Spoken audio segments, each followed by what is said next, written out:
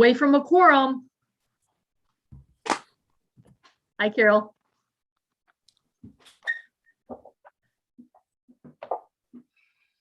Hi, Carol. Hello. Just gonna grab something. Be right back. Okay.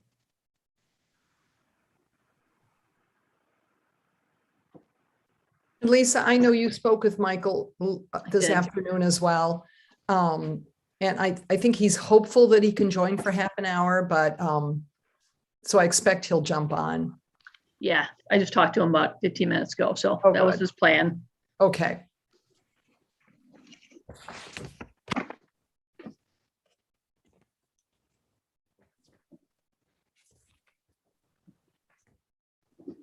How many do we need for a quorum? Is it 4? Three. 3? Oh, Yep. that's good. Yeah.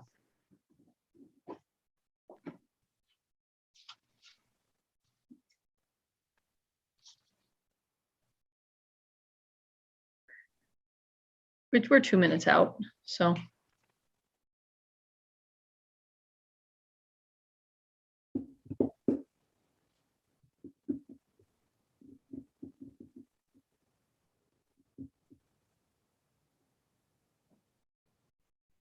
So quiet. Somebody say something.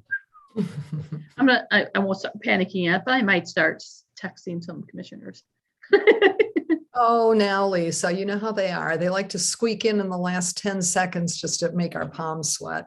That is all of Glencoe, I've decided, you know. For every event or class or registration. It's called being fashionably late, right? Yeah. Yeah. Just in case they, you know, forgot. I could go off mute and you could listen to a 2-year-old babble. Oh, that's fun. I like that. I ran into Carol during my walk before my meeting. Her daughters are gorgeous. They're so cute. Oh, Oh, thank you. Okay, Stephanie's computer is just restarting. okay. I just texted Bart.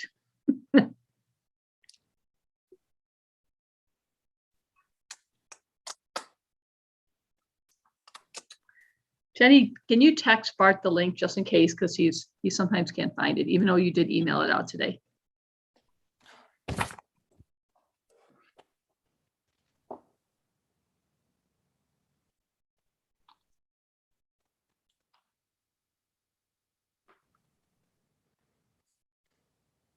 I find it before. Yep, he wants the link. Do you have his number, Jenny, or do you want me to do it? Hey, Lisa, can you hear me? I have I to can't- send it to myself first, so if you can do it faster, but Okay. otherwise I can do it.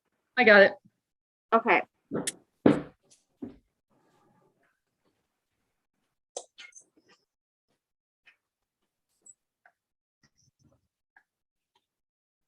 All right.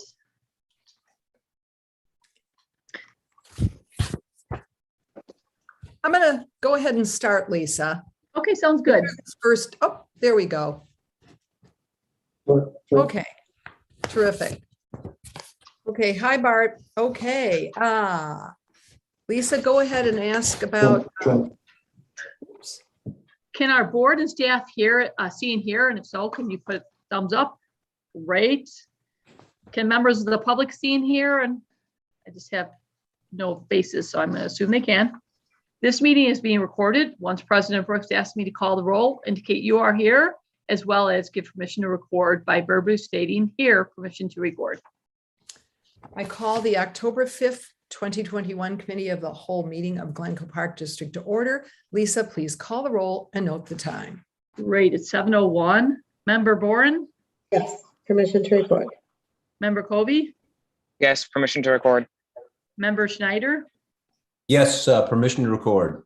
Member Spain, Yes, permission to record. Chair Brooks. Yes, permission to record. It's our practice not to address questions at this time. However, we will take comments under advisement. Is there anyone who would like to make a verbal comment? If so, please limit comments to 3 minutes per person. I see no one, Lisa. Okay, ditto. Then we will move to the first item on the agenda, discussion on Watts operations for the 2021-22 season. Lisa Shepherd, Bobby, and Adam will lead the discussion. Go All ahead. right, I'm going to throw it over to Bobby and Anna. Evening, everybody. Hopefully everybody can see the presentation.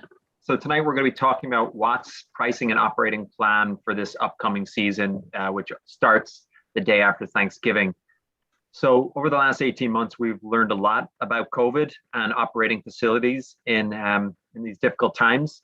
So we're still obviously in the midst of a pandemic, and heading into the Watts season, we have to kind of maintain a similar plan to what we've done at the beach and the ice rink in the past. So we developed three main options to look at when looking at Watts for this season. The first was to do season passes only. This is very similar to what we did last year. We would look at it without doing reservations or time slots for open skate. You'll remember last year we were very limited. I think we had 25 on each space at one time. That was during the kind of the peak of the pandemic last year, and then it freed up as we went on. So we did see quite a surge for passes, as there was not a lot to do last winter. The second option was to do season passes 7 days per week, would add a daily admission option Monday through Thursday. This is based off the beach model that we successfully did this summer. We have found that the busiest days at the rink are Friday, Saturday, and Sunday. So we would limit the option for pass holders to those days. This is what staff recommends. And then the third option was to return to regular COVID operations, or regular operations pre-COVID. So what we've learned about passes and our pricing strategy from the beach, we want to try to maximize value of the pass. How we do this is by aggressive pricing. We do value for money, exclusive access to guest passes, discounts on those guest passes, and then the pass holder appreciation events, which were so successful last year at the ice rink and that we also had at the beach. Why do we want to do this? Well, revenue is less impacted by weather. These outdoor facilities, as we know, all depend on how good or bad the weather is during them. Pass holders visit more often, but they also come for a shorter period of time. They also are more vested in the operation. They tend to take care of it. They put the trash away. They tend to clean up after themselves, and also it builds a sense of community. And we saw that last year. Watts really was the place to be. Those Friday night skates, people loved it. It really was the only thing you could do in town with the community. This will limit the burden on taxpayers. As we know, Watts is subsidized by the taxpayer every year. We also are looking to simplify the fee structure like we did with the beach, make it simple, easy to understand, reduce the barriers for people for buying the passes. And we also want to increase access by offering the daily fees Monday through Thursday. Pass it to Adam, who can talk about the financials from the last couple of years. So this shows last season's season pass kind of breakdown from skating and hockey passes. The guest passes for residents and non-residents. So we did a 50% markup for non-residents last year over each pass option. So if you wanted to skate, you had to buy a skating pass. If you want to play hockey, you had to have a hockey pass. We also required reservations for all time slots. Number of sold, you can kind of see where that was, and then the revenue. So last year was, if you look at the chart below, it definitely was kind of an anomaly as far as what we've done historically, which was kind of expected, as Bobby alluded to, not a lot going on last winter. So people were eager to get out, even similar to the beach for one weekend or just over winter break or family in town for Thanksgiving, whatever it might be. They certainly increased significantly. We kept there in that 15 to 17,000 range, and really no more than 300 passes. Daily financials. So this looks at our daily admission comparison. So this was pre-COVID in 2019-20. We brought in just roughly under 40,000 in total revenue between skating and hockey daily admission. We had seen an upward trend, but this is so dependent on weather. If we have a bad weather winter where it's really snowy or really cold, or just not ideal skating, we tend to see a dip. We've had some good weather the last few seasons.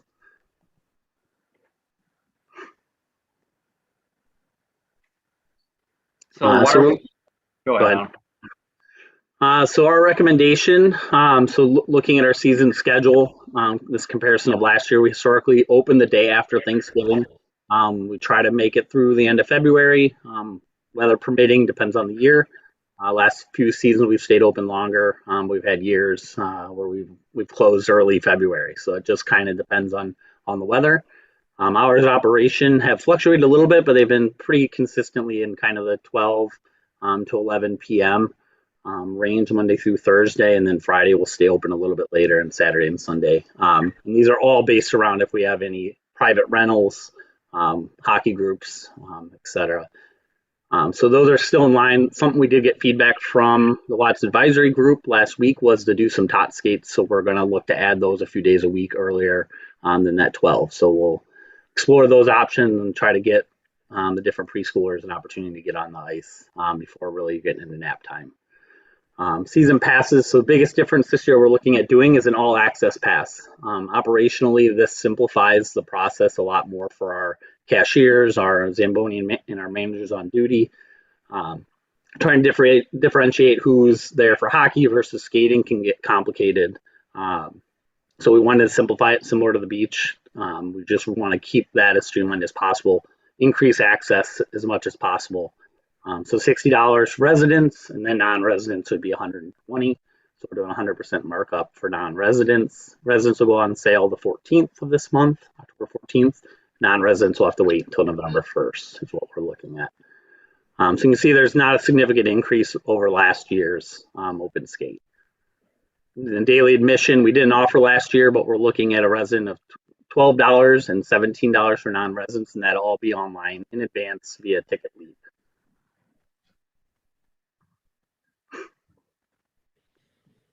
As far as, go ahead.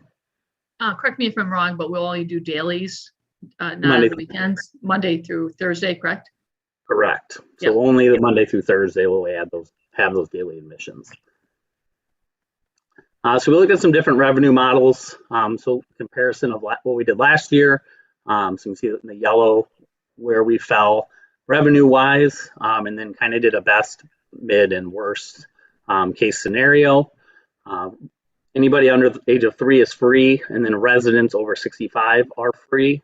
Non-residents will pay the regular non-resident rate. All access includes access to the open skate, family skate, and the open hockey. The model that we did was a 10% since it's only Monday through Thursday, and historically the quieter days as well of the daily fees. So you can see if we had perfect season met last year, we would be right in line with revenue. The reality will probably be somewhere between there and that kind of base model. So this summer we did. Do you mind if I ask a question? I think last year the passes sold out. I couldn't get one. I remember that much. Is there going to be a cap, or will it be higher on pass sales this year? Great question. Right now, since there's no capacity limits on the rink, we're not anticipating having any limits on passes sold.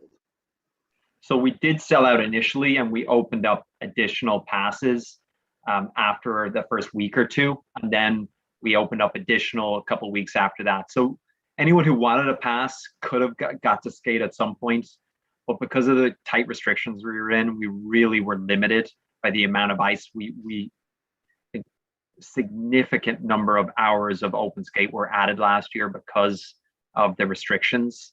So this year, this model will actually allow us, if we do go backwards, which we're hopeful we're not going to, will allow us to potentially reserve, limit on the Friday, Saturday, Sunday to pass holders and make it more accessible for them. We don't foresee having a limit on passes this year.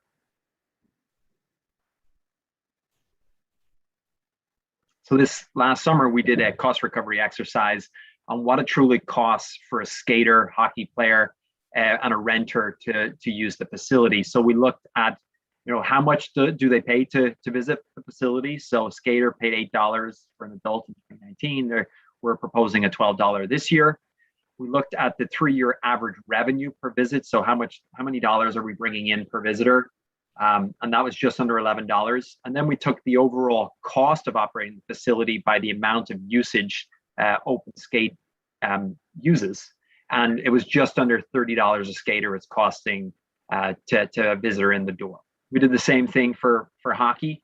Hockey, it is worth noting that it tends to be the majority of the ice is on the studio. It is limited to 15 on the rink, while the open skate might be 200, 250. And it tends to be at strange times. So 9 o'clock at night on a Tuesday or midday on a Wednesday. So a lot of the times hockey uses what we refer to as dead ice. So there might be a couple of people out there.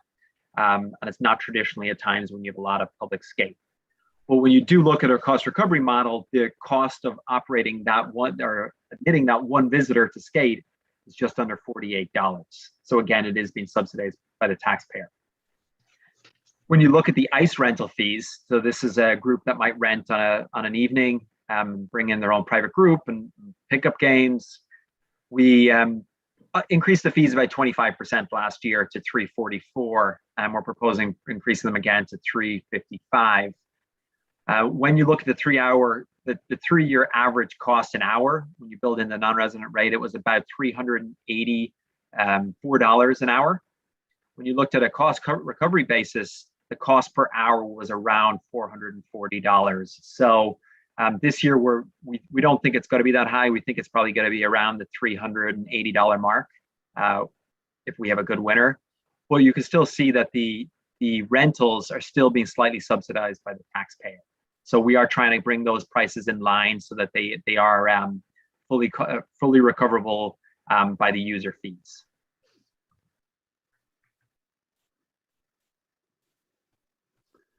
So our tennis special events, we're bringing back our ever successful family nights. So every Friday throughout the season, we'll have a different theme.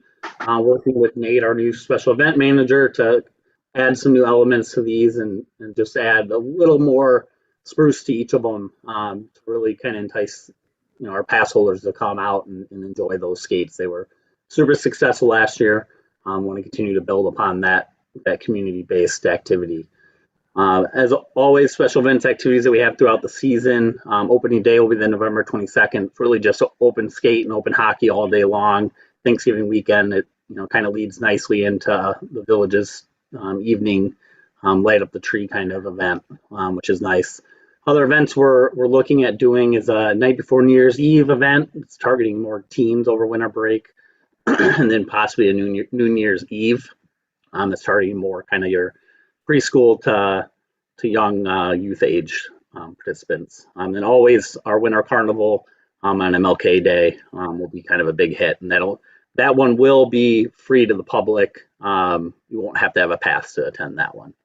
Other events that we've explored and done in the past are gingerbread houses, possibly a President's Day event, and then Skate with Santa type events.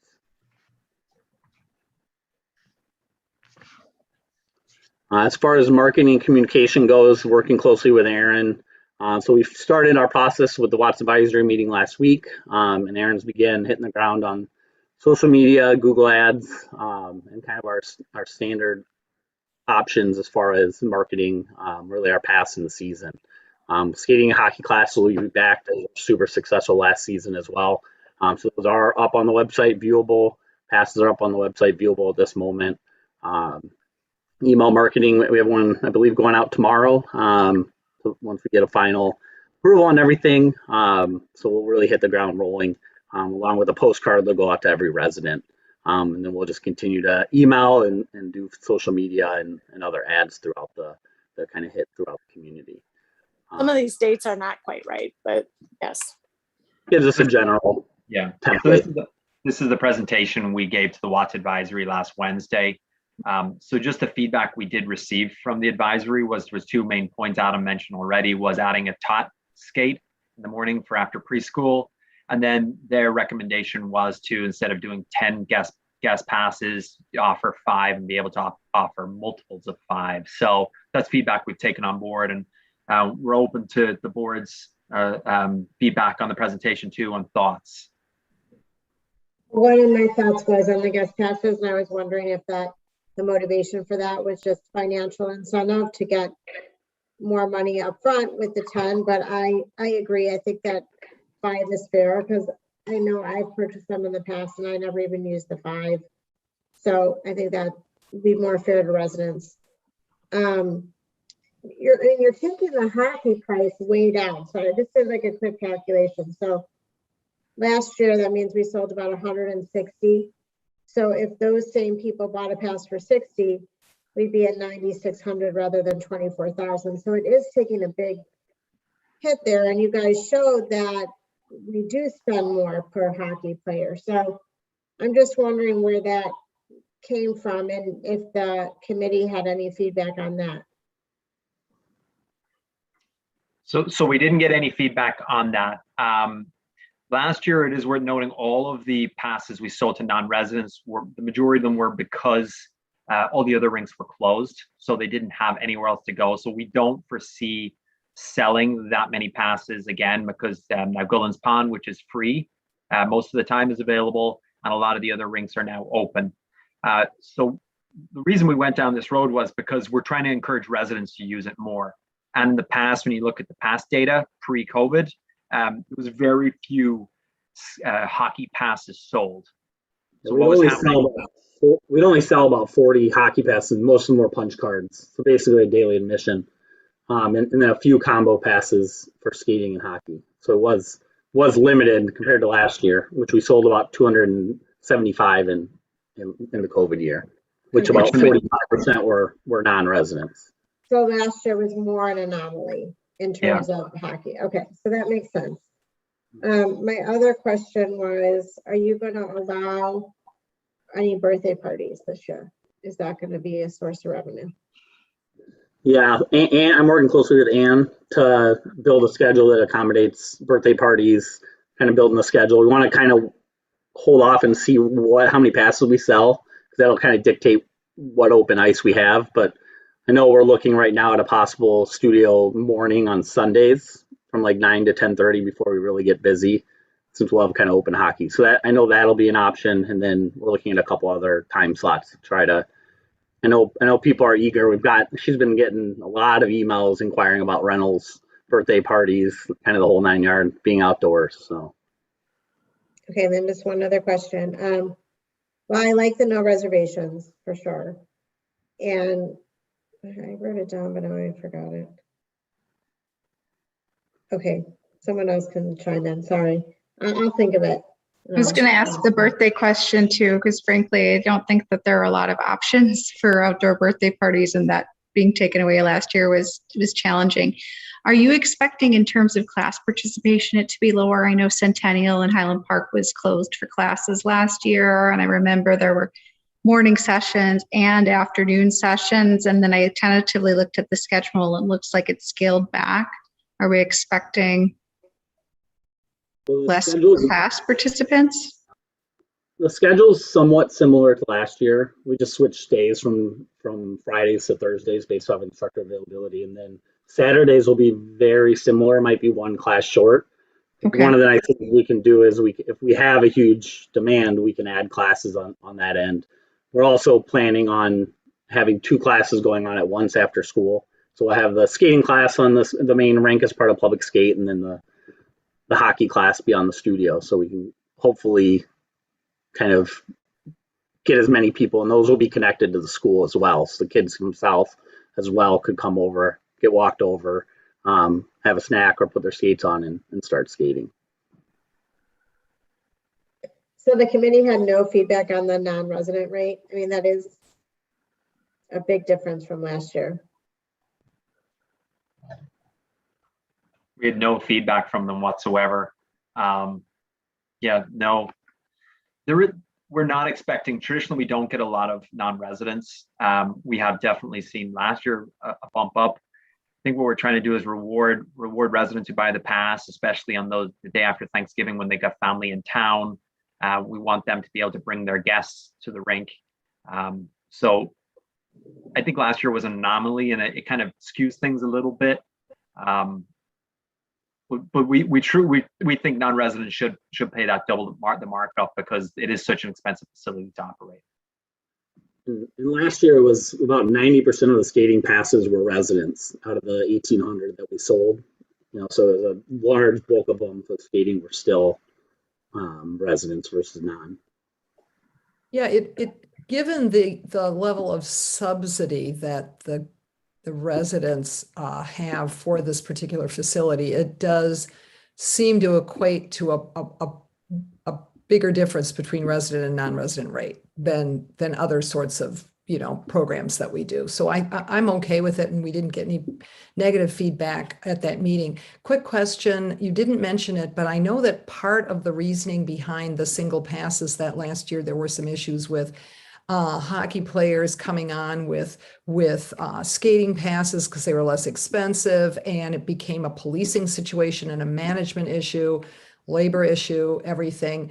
I know that's an additional motivation. It's not the only motivation, but probably worth mentioning. Absolutely, President Brooks. And I would mention it's been a problem ever since I joined the district.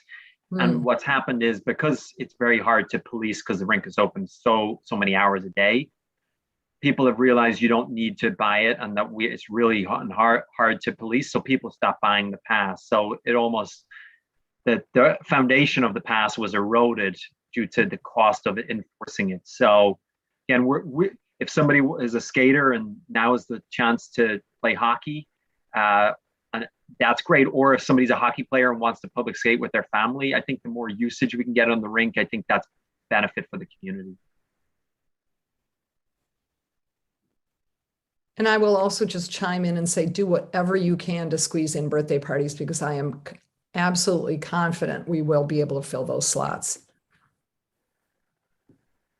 Yeah, I think we'll definitely take that away from this meeting, and we'll look at some innovative ways to make sure we can squeeze people in. Something Ann and I are looking at is similar to what we do with the sun shelters, is with the rec room, possibly being able to rent that during public skate and have a birthday party in the rec room, and then participate as part of a public skate might be an option we're kind of exploring as well. Yeah, that's a good idea. Yeah. And just very quickly, I want to ask Carol and Stephanie, you've got children, Stephanie, just a little bit out of this age range, Carol, right in it.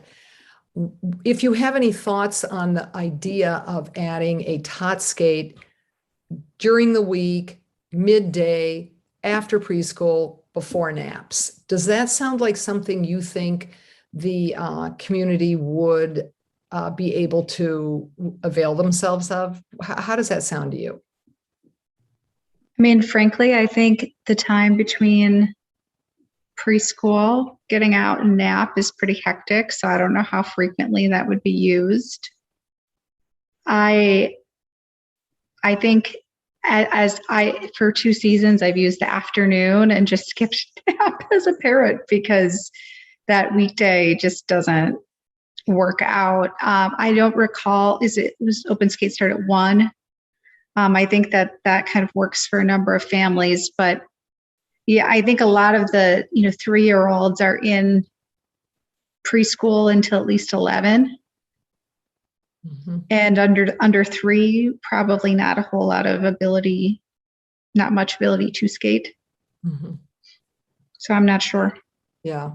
I think it's worth trying at least once, because the committee did ask it. And, everyone has different schedules. Some kids aren't in preschool every day, I think there's a range. So it's worth trying to see if it's used. I mean, not scheduling staff 6 times, just maybe trying it once or twice and seeing how it goes. Marginal cost is almost nothing for putting it on. So we traditionally have our full-time staff there at that time, and we don't put on attendance.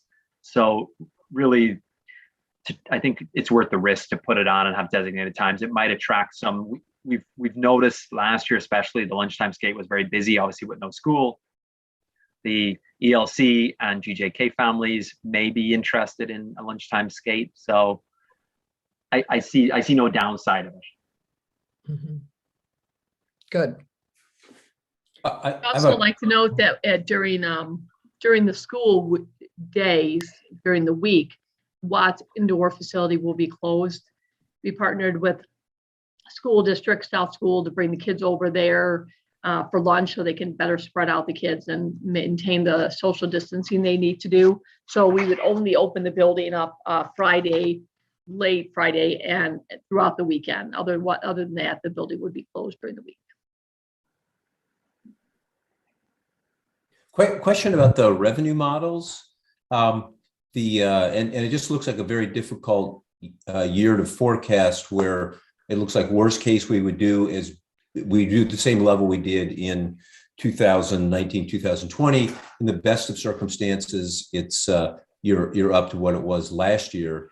And I guess it depends on what other facilities are open, and also the different marketing and pricing models we have.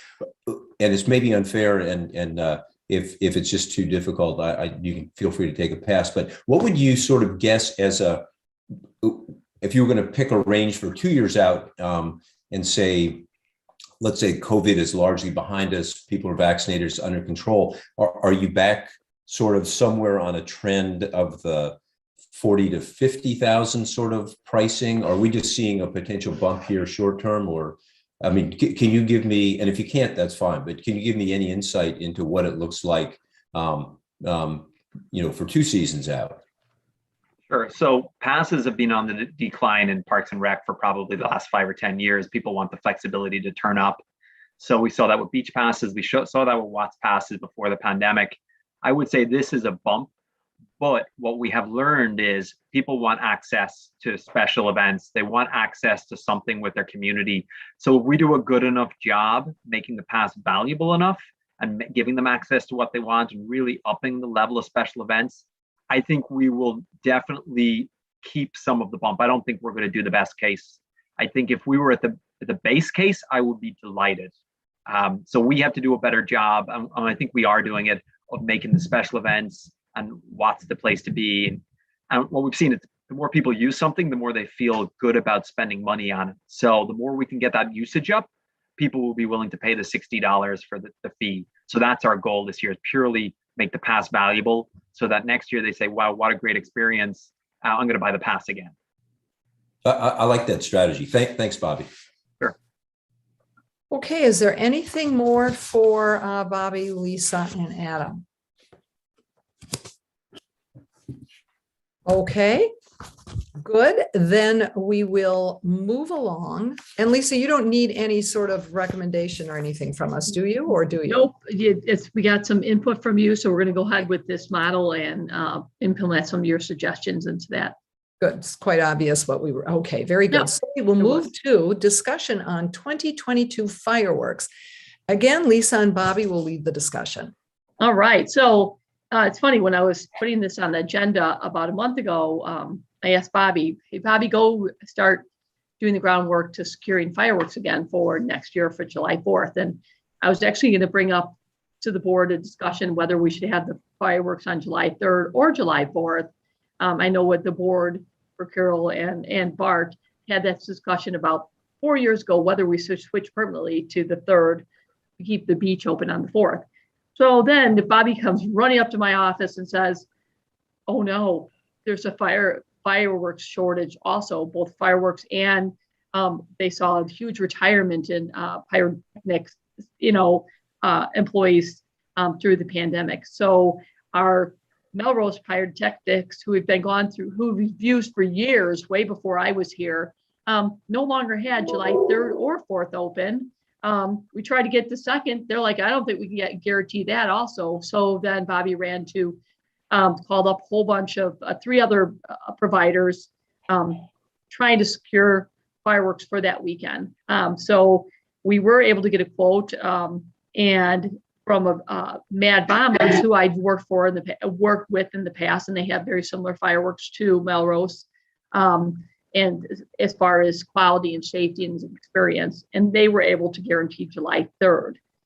So we're able to get July 3rd fireworks. Really, there's not an option for any of the 4 that we contacted for July 4th. So that's not even up for discussion.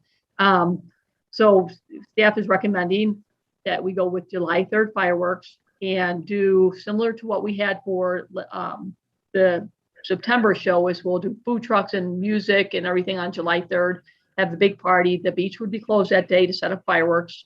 Boating would still be able to use the boating side for a little bit, and then do our fireworks and have a great community celebration and then open the beach on July 4th, which communities seem to really like during the pandemic. If we learned anything, they love having their beach open. And if you recall, our survey 4 years ago was 50-50 whether they wanted the beach open. I think people really like that opportunity. So we would still do our traditional activities for July morning, the parade, and then we'd be done, or we'd do something for our beach pass holders again on the 4th of July. We are kind of going down that same model that we had this year, having season passes only, goers only on the weekends and holidays. That really drove our season pass sales and made it a special place for our residents to enjoy the beach, which was a goal of the boards. So that's kind of what we're looking at for July 3rd. So I just wanted to give you an update and give you a consensus. There is no option for a barge.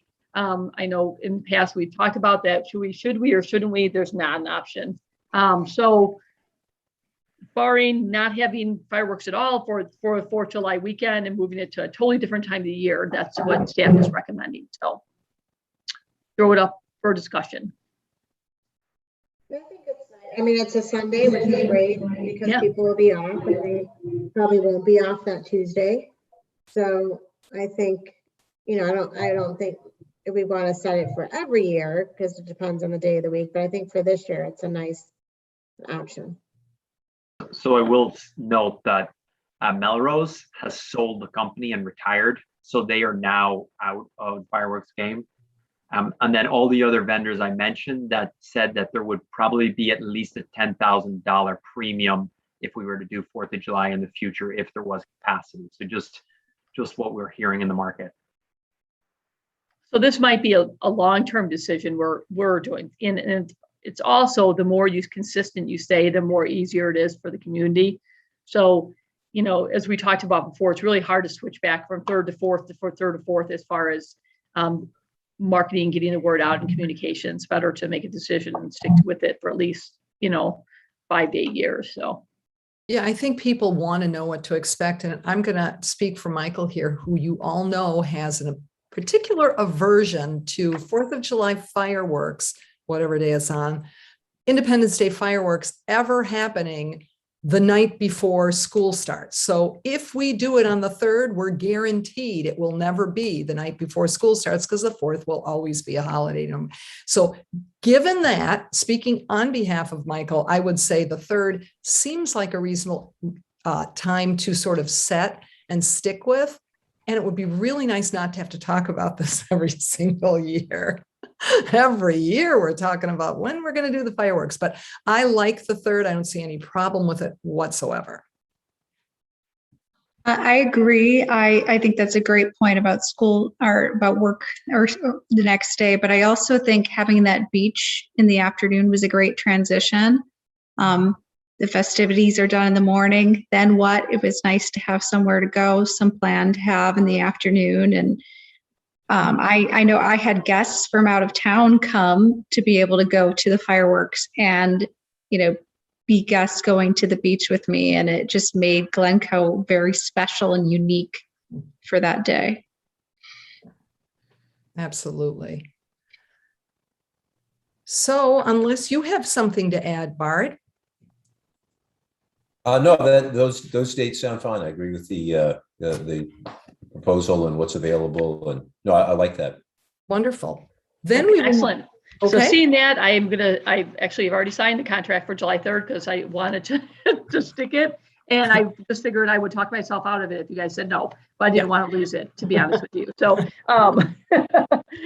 so we are good to go. I was able to. It was under 24,000, so we don't need a action item. I have informed the village of our predicament, and they were all on board, or the administration was, and they were going to bring it to their board also. So good mind reading, Lisa. Well done. And we will move to discussion on property tax levy.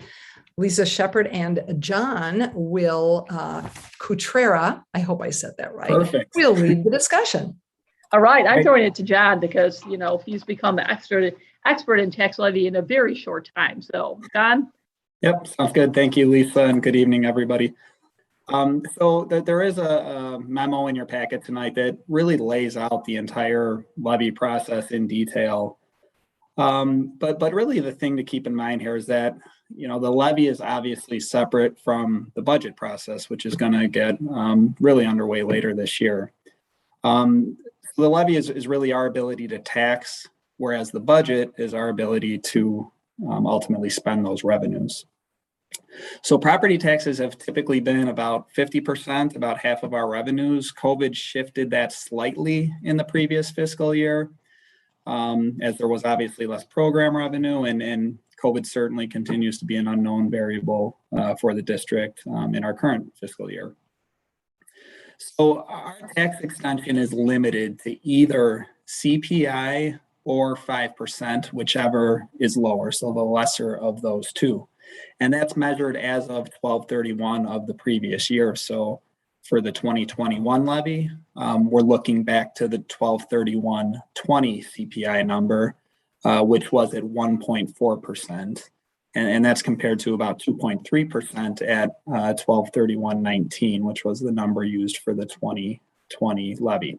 So basically what that means is that old growth is going to be capped at 1.4% for the 2021 levy.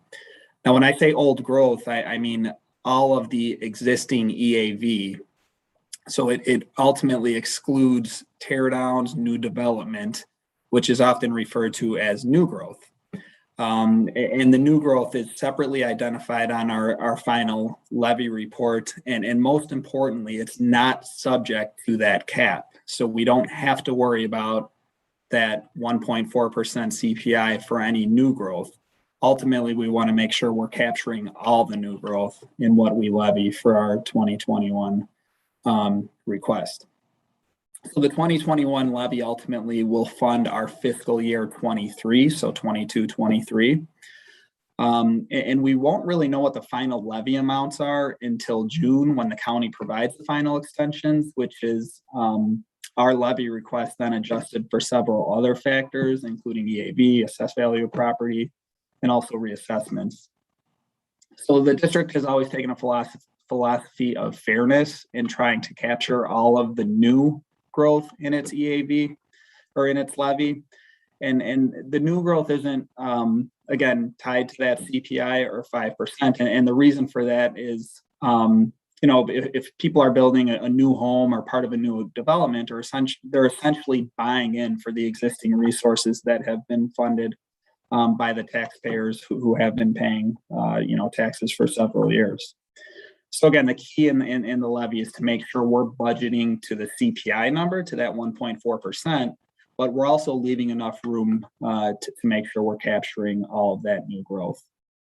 There is a spreadsheet in the packet too that kind of shows where we've been historically with new growth, and for the most part, it has been below 1% for the past several years. I think the high mark for it was 1.15%, maybe in the 2016 timeframe. But you know, given there is some development possible and some activity with the Hoover estate, we're looking to take more of a conservative approach to make sure that we're capturing all the new growth in this year's EAV and levy. And for that reason, we built in a little over 2.5% for potential new growth in the 2021 levy. Ultimately, last year's new growth number was 0.77%, but again, it's really critical that we capture all of the new growth in the current year levy. So we know that even if we do capture all the new growth, that the county will still put a cap on the levy based on the PTEL law that was passed in 1994. So we're proposing here a little over a 4% increase in the operational levy. That certainly doesn't mean that's what we're going to get. Again, the county's going to take in other factors and limit that based on the PTEL law. So PDF page 23 of the board packet shows a fund by fund detail of what the proposed amount is for the 2021 levy and how that ultimately compares to the final extended levy for 2020. And again, you'll see for the cap funds, we're proposing a little more than a 4% increase. Again, knowing that we can very well likely will be capped at the CPI number of 1.4% and maybe an additional, 1% or a little more than that based on the new property. So again, tonight, we're just looking for consensus on that philosophy for the 2021 levy. And then at the October 19th meeting, we'll ultimately vote on the truth and taxation resolution, which will formally be approved by the board. That truth and taxation hearing is required only if the increase in the non-cap funds is 5%. So we're actually below that number. But even though we're below it, the district still has historically held that hearing, just in an effort of increasing transparency and ensuring that the public has an opportunity to voice their thoughts on the proposed levy. So again, tonight, just asking for consensus on that request, which is an overall increase of 2.16% when factoring in the debt service. And again, a little over 4% increase for the capped operating funds. So with that, I'd be happy to answer any questions.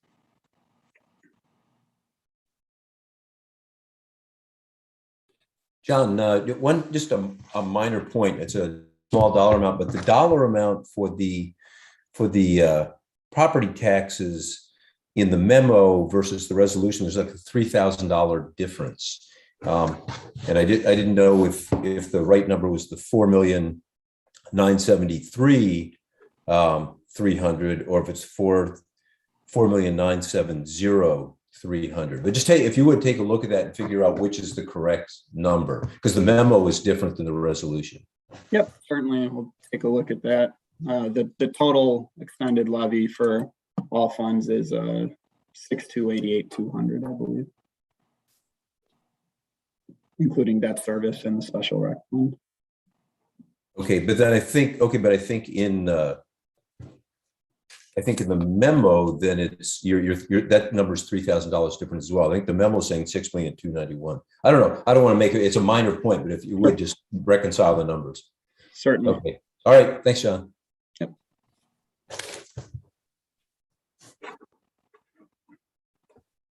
Any other questions? It's riveting, I know. Good job, John. That was your first levy report. Exciting. Well done, John. Very nicely done. Okay, so now we will move on to the presentation and discussion on the year 2 and year 3 capital projects plan, Fund 6769, and property condition assessment for the district, Fund 65, 69, 67. Lisa and Chris will lead that discussion. All right, tonight is just a little bit of education for all board members, reminder for where we are in presentation. So I'm going to throw it over to Chris. Good evening, everyone. Thank you, Lisa. I'm going to share my screen here just so I can take everybody through the memos as we kind of talk about them. Can you guys see the memorandum with capital project performance? No, yes? Yes. Great. Just a second. So I just wanted to kind of discuss from a high level where we're at this year, what we're committed to next year, and our funding mechanisms and overall planning process. So first up, we have a performance report on our major capital projects this year. This was a goal of ours through the strategic plan to report back to the board each year on where we're at. As you can see, the major projects performed well. I mean, we're 14, 18, and 4% under budget. We're not reporting on the grant projects here Hey, today Chris, because the screen that you want us to see. what's that? We have someone jogging on the ocean right now. Well, that's a great photo. Oh, I know. It really is a nice one, but you know. All right, let's see what we got here. All right, can you see it now? Yes. Great. So we have the major funds. Like I was saying, we've got the Caulk Park, boating access, the South Overlook. So those projects performed well. We've also got the major Fund 65 fund projects. So I'll describe Fund 65 in a little more detail later on in our discussion. The only real outlier this year was the West Court tennis courts. When we created the estimate for the project, we had snow on the courts. And we started the fiscal year and went out to bid for the project, and the court was in worse condition than we'd anticipated, and the numbers came in a little bit higher. So we had $30,000 budgeted for that project, and it did come in under legal bid. at 43,000. So on the whole, we had some pretty strong performance this year with COVID and some really good estimates from our consultants. So is there any particular questions about this performance report? Okay, great.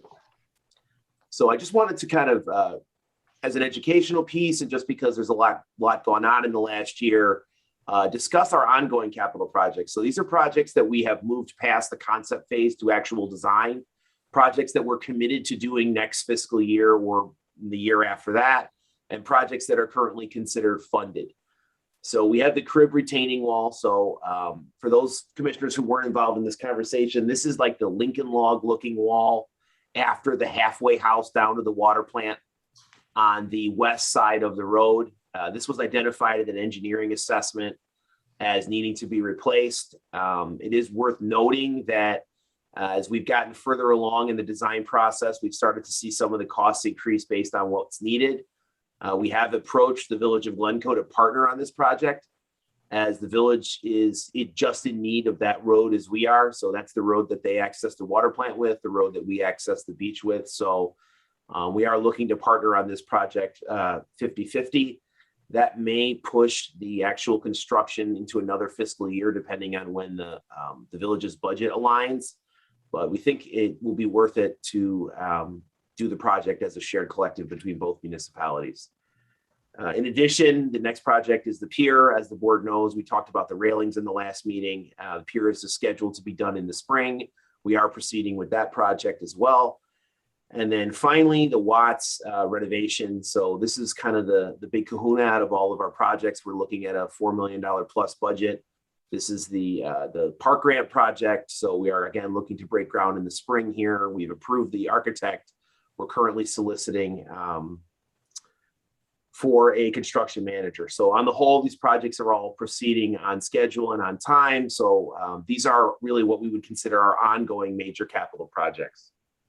So beyond that, we have some future projects. So these are projects that when we initially issued the non-referendum bond, we had set in the year 3 of the bond capital project cycle. So it was projects that we talked about, but not really projects that the board had approved and said, yes, we're ready to move forward on. They're really just placeholders, the projects and the budgets. We've talked about this prior, but I know that there's a lot of new folks on the board, so we're going to want to come back and revisit this.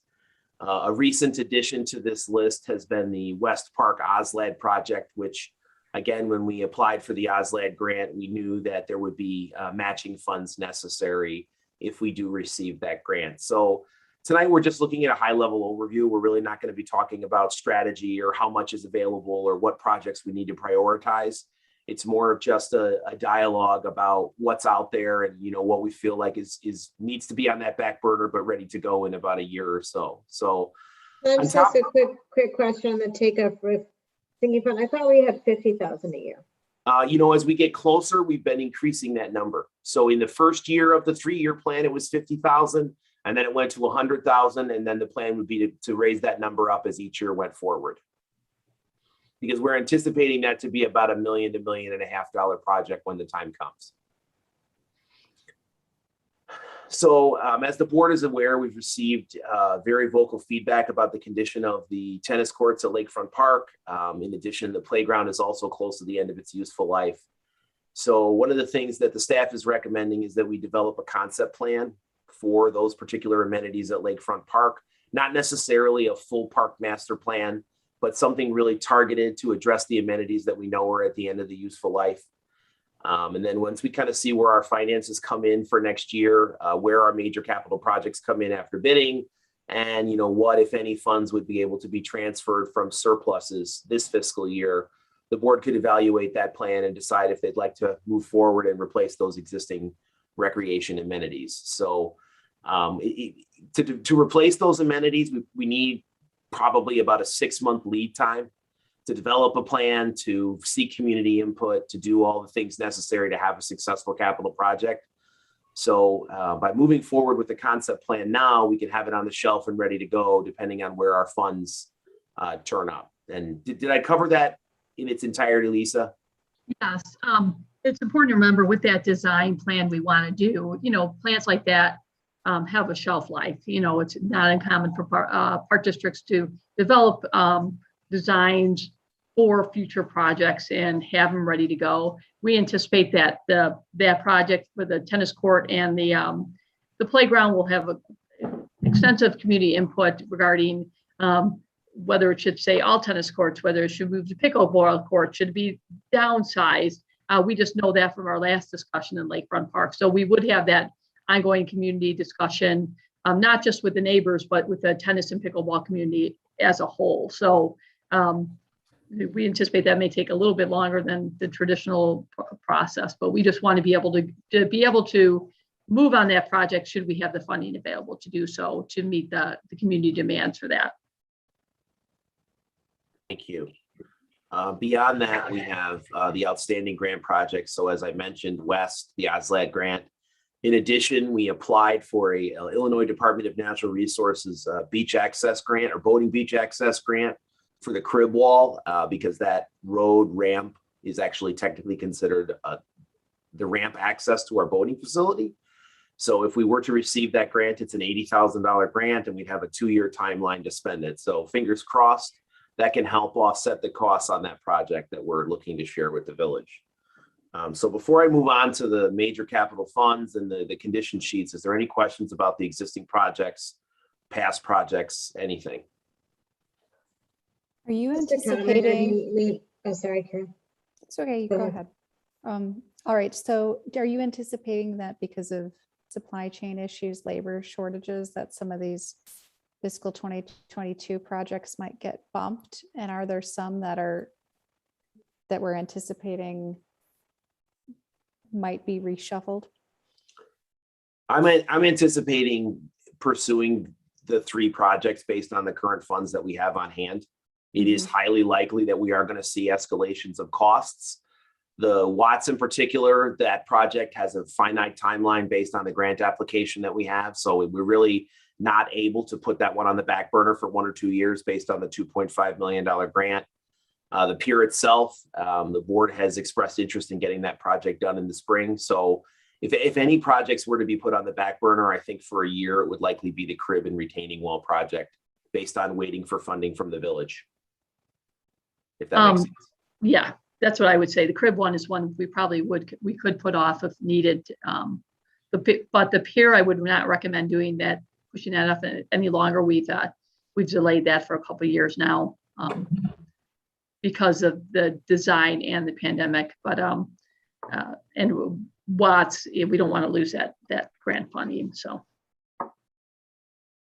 There isn't any particular expectation that pricing, that this is a short, sharp bump in pricing, but that prices falling are kind of sticky. And my guess is it's going to be a while before an adjustment is made. And so there isn't any particular reason to hold off waiting for prices to start going back down again. Is that the general thinking? Yes and no. I mean, I think we're going into it knowing what the high demand items are. So as we go forward and we design things, we're designing things with a time frame where we're not going to be paying rush charges. We're looking at what materials are appropriate for our selection based on what's also available. So I would agree that, it may take where the prices come down to will likely not be pre-pandemic levels at any point. correct. I was just those of us who have been on the board and the staff obviously knows that this is not our first time talking about Lakefront Park. We do have plans that I assume we're going to at least look at. I know that it was years ago, but the same issues we had years ago are the same issues we have now. So are we going to use that rather than starting over? I assume that we would try that first, right? Stephanie, for example, those plans were for the whole park, and we're not recommending advancing the whole plan. And those were again, conceptual plans. So we're going to look more detail at the tennis court and the playground. And what we found through that whole conceptual place for the whole park, we're only doing a small section of that, is that there was concern about whether we should keep the tennis courts. I think we've found through the years that definitely people want to keep those tennis courts at that location. So in what configuration do we add pickleball courts, things like that? There's not really a new place to move it. We'd also discovered that in that lakefront master plan design, it's really without taking out major trees, we really can't move the tennis courts to a different location, or the playground for that matter, without disturbing our oak trees in there. So yes, we are using part of that plan, but we're not advancing that whole conceptual plan as far as the entryway, the pathways and things like that. We just don't have the funds for that right now. I think Okay, that's where I was confused, because when you said we would plan this for when the funds become available, I know that's my concern, because I don't think we would have the funds for that right now. No, that's definitely not. I was thinking maybe you knew about a donor or something. So that was why. $1.5 million project 5 years ago. Yeah, that's why. Yeah, that's why I was questioning it, because no. So it's only that small portion of replacing our current infrastructure, not adding new infrastructure. So it's only replacing the tennis courts or converting some into pickleball courts, because I believe we have 3 tennis courts there, right, Chris? It's 2 doubles and 1 single. There you go. So there's potential to add pickleball if the community wants it. And then the playground, we're not looking at expanding the scope of the playground design, maybe more for safety reasons, but we're not looking to put a huge playground in there. So we'll keep those. Those are more modest amenities. I think I'm the only commissioner remaining, the only dinosaur still on the planet who was actually sat through the conceptual plan presentation. And I have some, memories of it. The only thing I would say is we have to keep in mind that a big part of that plan involved entrance and sort of reframing the entrance. And if we do work on the courts and the playground, just to keep in mind that not now, but someday we would want to revamp that. And I have a feeling it's going to get disruptive with this building anyway, but at some point we'll want to revamp that. And if we do, don't do something that we can't incorporate some of the better ideas from the conceptual plan. And I remember also they were talking about replacing one of the courts with those lumps. Oh, I know that's not the right word, but those lumps that kids climb over, little mini hills. The plan was not embraced by the commissioners. So I think it's appropriate now to move on to the courts and really drill down as to what people want there. And redo the playground. Although I think you folks from the budget you have set here are thinking not expanding the footprint much of the playground and not doing a much more elaborate playground, just a new one. Is that reasonable? Lisa, I would say that the budget numbers that are there were placeholder numbers. Okay. I think that based on the tennis court numbers that we saw in the West Park OSLAD plan and kind of what we've seen, I don't think we're looking at, the numbers that we see on this memo. Those were really placeholders. I think we really have to vet through a whole concept process. I think it's important to note with the original lakefront plan, those very, very interesting park entryways, we did use those at Park Avenue and Veterans Park. So we took that. I wondered about that. So there was a lot of value to that plan because it was really an overarching visioning process. Cool. And we never really hammered out an executable plan. And I think that we did get those really great park entryways that we were able to capitalize and use somewhere else in the district. So I do feel like there was a lot of value to that plan and it just didn't go on the shelf. I agree. There was value. Exactly. And sometimes the value is not now. And sometimes the value is we'll do part of this. So that's fine. Lisa, what do you want from us now? Do you want us to just sort of acknowledge agreement that you should move forward with the design? That is correct. We would like that. And we will keep in mind, Lisa, what you said, because I agree with you. I call it do no harm. Make sure that we plan for the future so that when we're doing these tennis courts, that we keep in mind that old design for those entryways may or may not be a possibility, but we'll keep that so we don't have to take anything out to put those in. So yes, we're looking for a consensus to go ahead and authorize. It's in my spending authority. It's about $17,000 to $18,000 to those designs. That that you guys are in agreement, that's a good idea to move forward. I just want to know when we'll find out. I know you don't have like an exact date, but do we find out this year about West Park OZAG grant? Do we find out next year? Because that affects what's going to happen at Lakefront Park, and it's going to affect community input. So when will we know about that? We're guessing usually they come around conference time, so it's January. We don't know. We have not heard exactly when those are going to come out.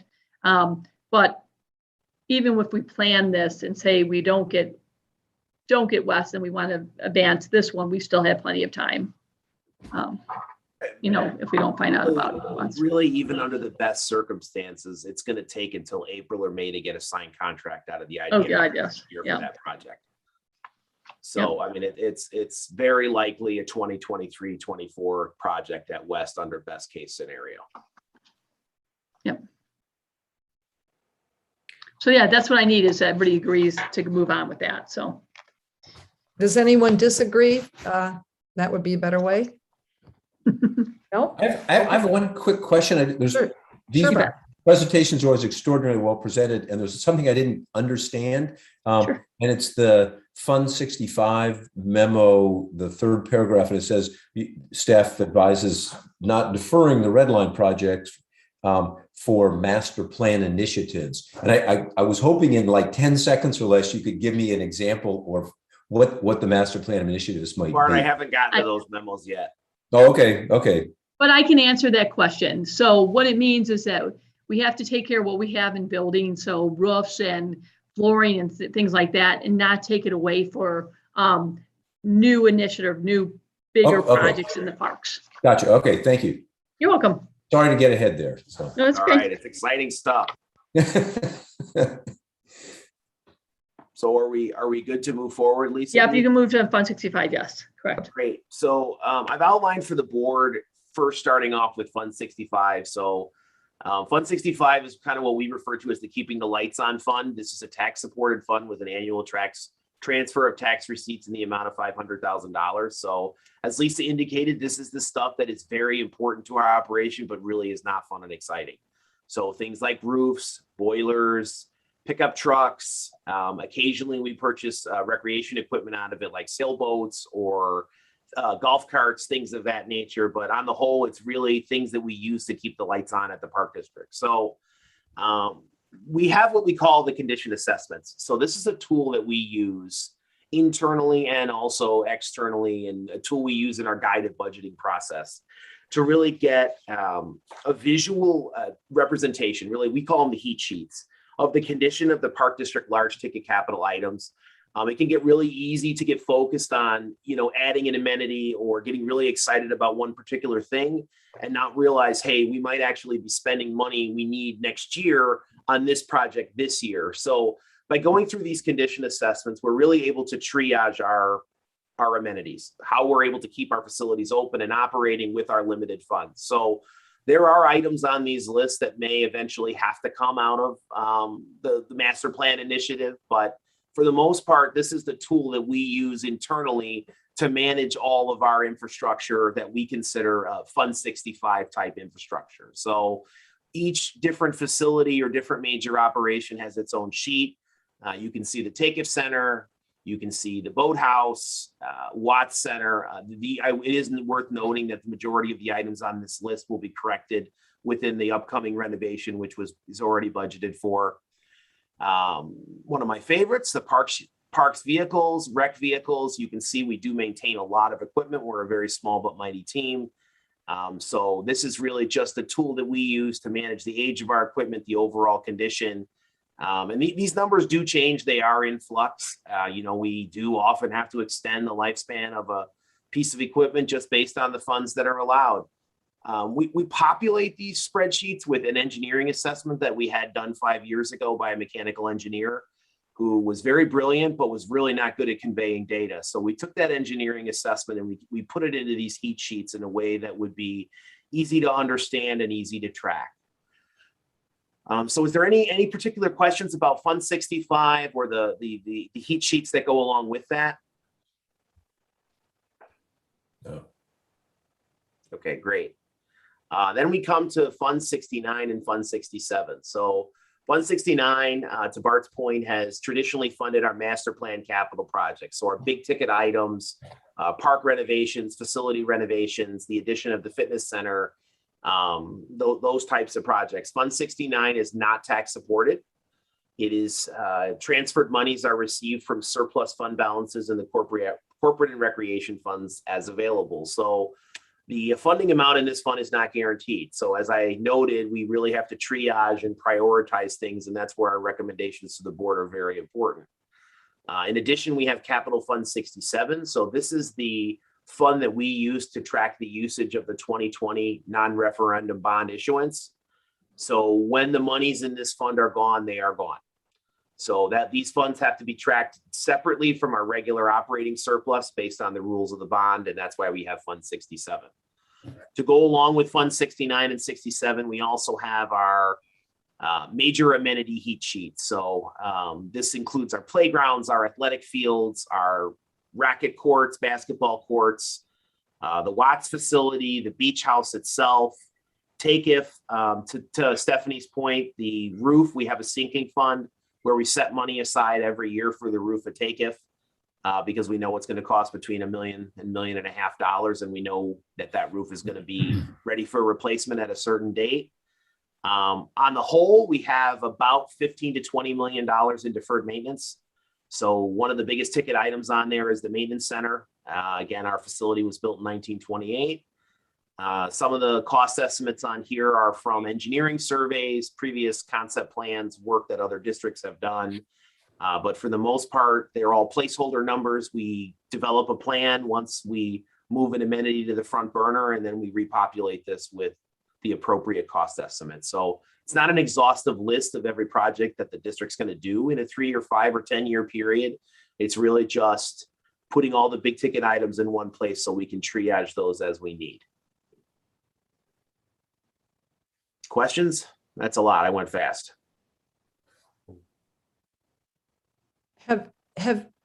Is it time to do another tour of the maintenance center, Chris and Lisa? I mean, I'm just wondering, only because I've been on it and I don't know if any. Stephanie, have you been on a tour of the maintenance center? Oh, you have too. Okay, good. I think it's everybody but Bart and Carol, and Chris and I were planning to take those two once we have some time. Okay. On a separate tour. Good. Of some of those facilities. We just need to win the lottery. So I heard Powerball is pretty high right now. So if you all would buy a ticket and then you would donate to us $5 million, we will spend it very wisely. So one person won it last night in California. Oh, Yeah. One person. One person, 669 million. Yeah. So that's not going to happen, at least not this round. Well, if we get hold of those people, maybe they would donate to it. So, yeah. So I'm sure we've talked about this 100 times, and I swear that part of the bond we were going to use for the maintenance center. We were going to use it for our capital infrastructure, and other amenities were higher on the list. So we would need close to $2 to $3 million to do the maintenance center. So we don't, with the Watts building, we just don't have the funds, but we can build up our fund balance again once we get some of these lower items off. You know, So Stephanie, it's not off our radar. We're gonna, find money for that. we did a plan for the maintenance center, a concept plan, and that was a $4 million plan 3 years ago.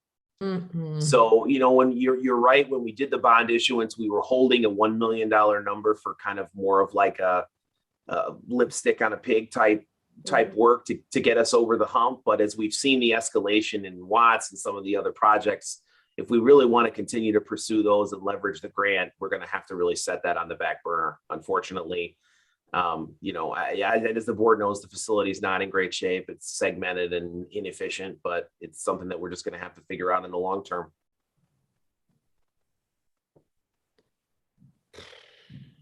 Yeah, that's right, Lisa Brooks. I feel you. Oh, it's so frightening. I mean, the less than symbol is really alarming. Yeah, I mean, the only other option is to bundle it with a referendum in the future, and that may be the reality, is to bundle it with the other beach repairs. Yep. So, TBD. yep.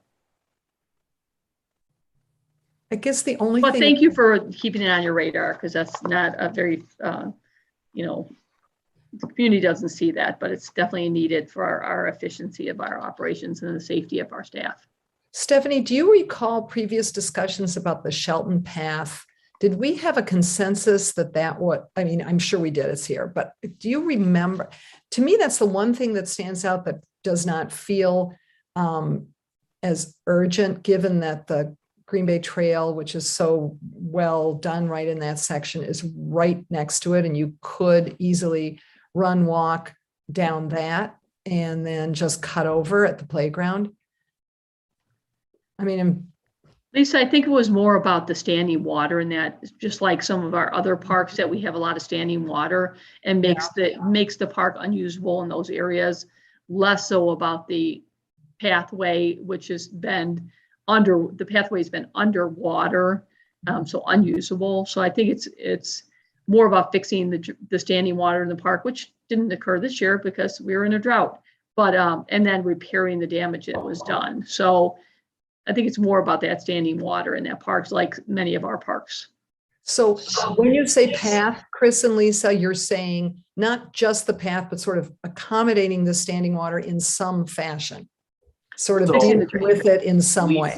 Lisa, think about the entire park north of the playground. Yep. Or south of the playground, South, excuse me. Yep.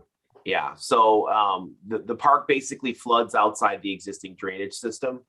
So we set one of our strategic goals as addressing the drainage in one park per year, and this is kind of where we were ticking that box in the long-term plan. But we really, because we had initially talked about, you know, whether there was a natural solution, you know, whether it was a plant material solution, Yep. or if we were better off just coming in and, you know, raising up the topography of the existing path so there was standing water on both sides, but you could walk through it, and Mhm. having the appropriate plantings there so it was pleasant to look at. So Lisa Shepherd, correct me if I'm wrong, I don't think we were initially thinking like, you know, massive storm sewers and drain it like Cock Park. No, we were not. No, Okay. it was, and we actually really didn't even go down the road of really discussing what we were going to do there. This was a placeholder for the future when we were going to discuss it and then Okay. talk about what ends. But Chris is exactly right. It was a strategic initiative to start fixing drainage in a park, picking a park every 2 or 3 years and fixing the standing water problem in it. Understood. Do you think we could start a fund like we have the sinking roof fund and do, you know, have a drainage fund and put things like the next thing we're going to talk about with that property sale and put that money into a drainage fund? We know it's an issue. We talk about it every year. We haven't really moved forward on it, but maybe if we put it away and kind of know that money's there, and then if we have a decision to go and try and start draining, we have some of the money there so it's not as painful. We could absolutely do that, take some money for that, but we have been addressing them. So we addressed Cock Park as a standing water issue. We have this Shelton is next one in the plan. The one in Ravine Bluffs Park was addressed with our partnership with the Cottage and the Historical Society. That was part of to move the house there. They had to fix the drainage. So we are slowly going in that direction. So we haven't not done anything, but I totally agree with you. We could do a fund with monies from things like we're going to talk next and putting monies aside. But if you could see they're big ticket items, and that's why they're concluded in projects, you know, in our capital projects, future projects. Yeah, it's like hard to swallow when you see the number, and there's always going to be other things we want to spend on. So if we have it set aside, I just think it'd be easier to. Okay. We can work with John on that. Yeah. You know, and I think it's worth noting that the whole plan is organic, and, you know, it's saying, hey, we thought this Shelton pathway was really important, but, you know, now that the Lakefront Park tennis courts are in the condition X, we know that we're going to need to prioritize those over that other amenity. And that's perfectly fine. I mean, we did the same thing when we decided to prioritize all the infrastructure and prevent the halfway house from sliding down the hill over the tennis courts in Lakefront 3 years ago. Right. Exactly. Yep. And those are hard decisions we have to make. it's like you're a victim of your own success. You make 7 or 8 things look really good, and then everybody goes, well, why do those look so good and this doesn't look so good? Yeah. Especially when they're at the same park, which is hard.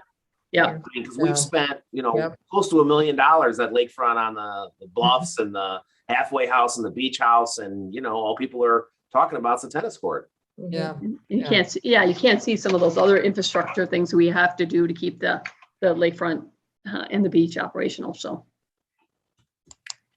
Okay. Any Any other other- questions?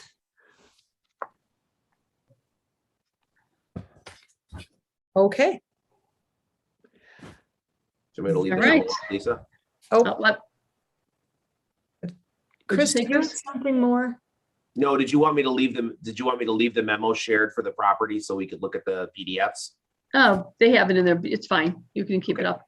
Okay. So the next one we're talking about is we're advancing property at 310 South Avenue out of executive session into public discussion regarding the potential sale of this property. So bringing Carol and Bart up to date.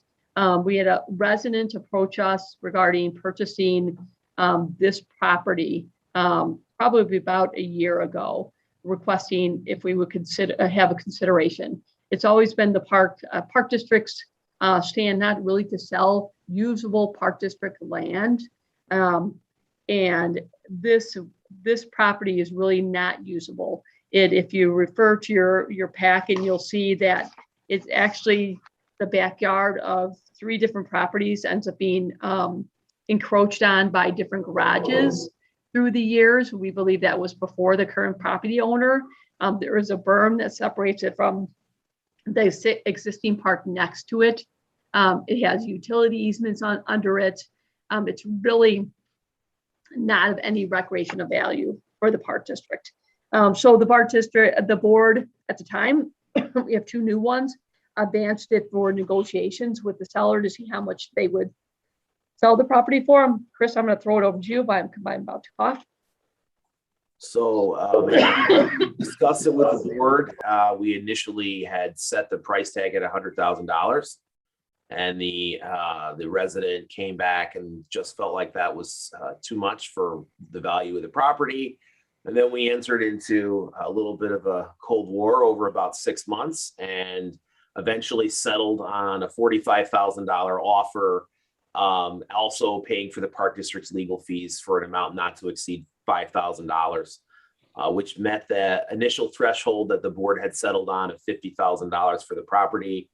As Lisa notates in her memo, we did consult with a local realtor and set the $30 per square foot value for undevelopable land in Glencoe.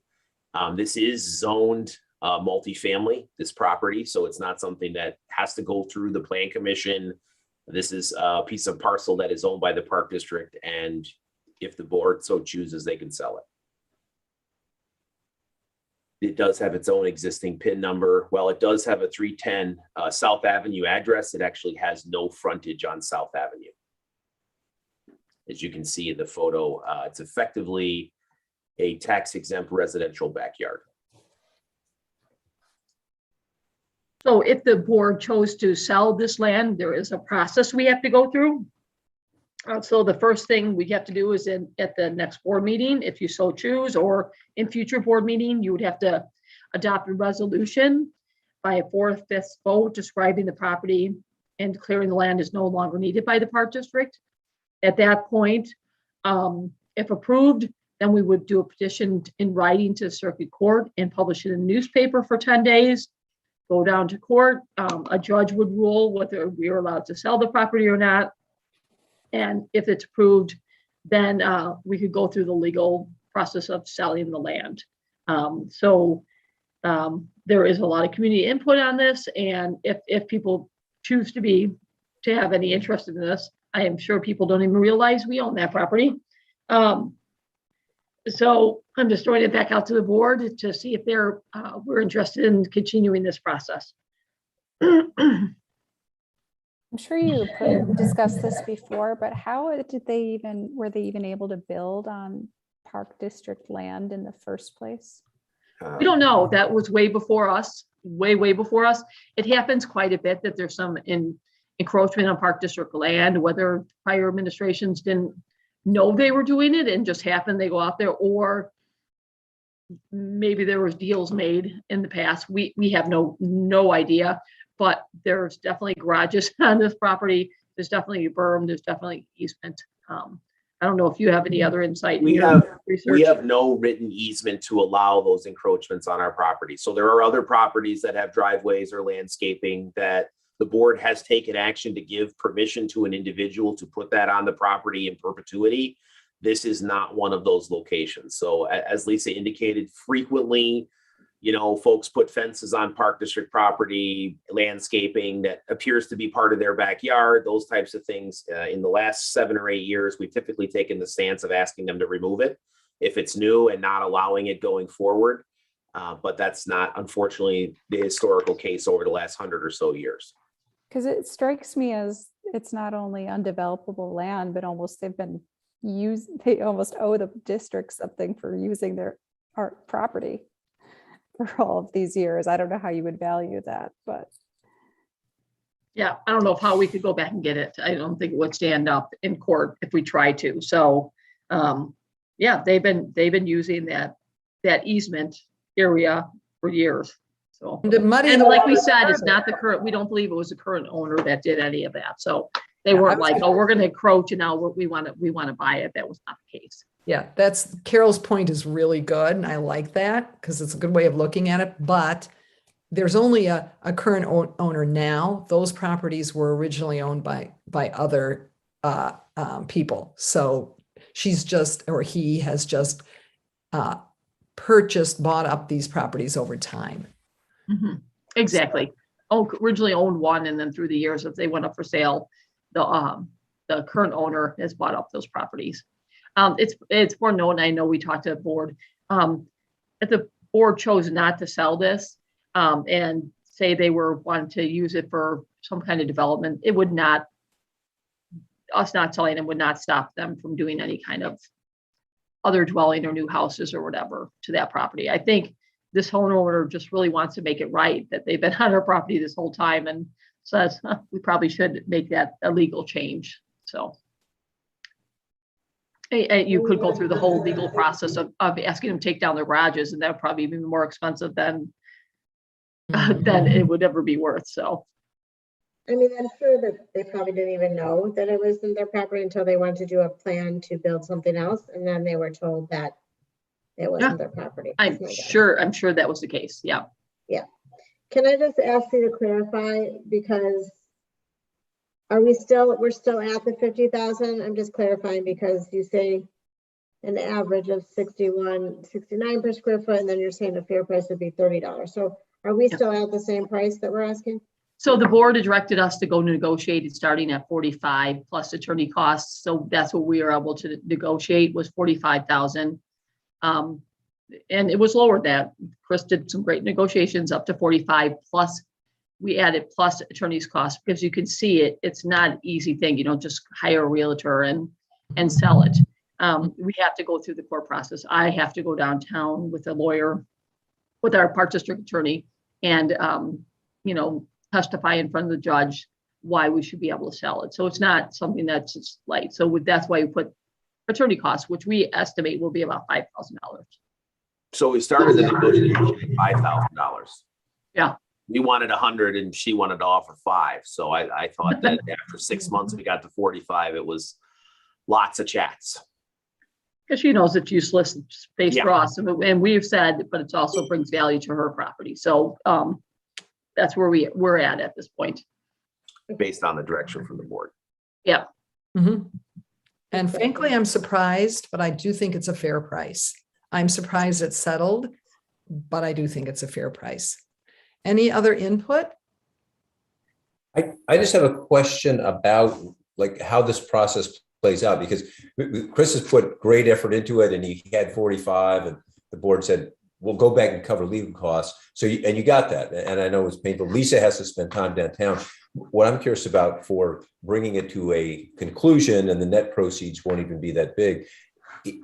Will we have a purchase agreement in place with the person who was offered to pay the 45 5, so once it's approved, we just, or like, I'm curious what could derail it, which I hope doesn't happen, and drag our time commitment out even more. Could someone come in after it's approved by the judge for sale and then bid higher? I mean, what I'm looking at is, are we set for the smoothest possible transition out of this, or there's some potential speed bumps? We cannot do a purchase agreement until it is declared that we can sell it. So Right. we would not do that until that point. And then we would go to do agreement with the negotiation that we negotiate in good faith. So. Okay, so there's an announcement this is going to happen. People can give feedback, don't sell it, whatever, but then it could go to the judge, and then we could just, there's only Can one at buyer. that point sell it to them, yeah. Okay, thank you. Do we have a? So I just need to know if you would like to advance it for a resolution at the next board meeting. Do we have some kind of letter of intent or some sort of, agreement of some sort between us before you go to the judge? No. No. We do not, we should not do any of that till we're authorized to sell it. I mean, letter of intent for them saying that I will, for the. They want it, no, I would Purchasing. recommend not doing that. She wants to buy it. I don't think that's Okay. changing. All right. unless, All right. Stopping her, I guess, stuff, but then I'm sure, Got it. she's as eager as we are. I did call her and explain the whole long process. She's like, oh, okay. So understands why we want attorney costs now. So I Okay. guess I just need to know if do you want us to advance this? So Stephanie? Yeah, I think it's, it's about time. We've made it this far. Yeah. Bart? Yes. Yes. Carol? Yes. And I spoke with Michael earlier today, and he would, if he were here. So I also say yes. So you have what you need, right, Lisa? That's all I need. Thank you. Okay, very good. On to other business. Lisa, do you have something for I us? have no other business, nor do we have to go into executive session. Oh, okay. Very good. If there is nothing else, I entertain a motion to adjourn. So moved. Second. You get that, Jenny? Enthusiastic. Yeah, I like that. Roll call. Who was it? I'm sorry, who should, who let's motioned, see. who second? Jenny didn't get it. Motioned and I seconded. Okay, so Bart and Stephanie. Yep. Yes. Okay, roll call vote, please. Member Bourne, Yes. Member Colby left at 7:30, Jenny, so you know. Member Schneider, Yes. Member Spain, Yes. Chair Brooks. Yes, meeting adjourned. Excellent, thank you so much. Everyone, well done. Thank you. Bye-bye.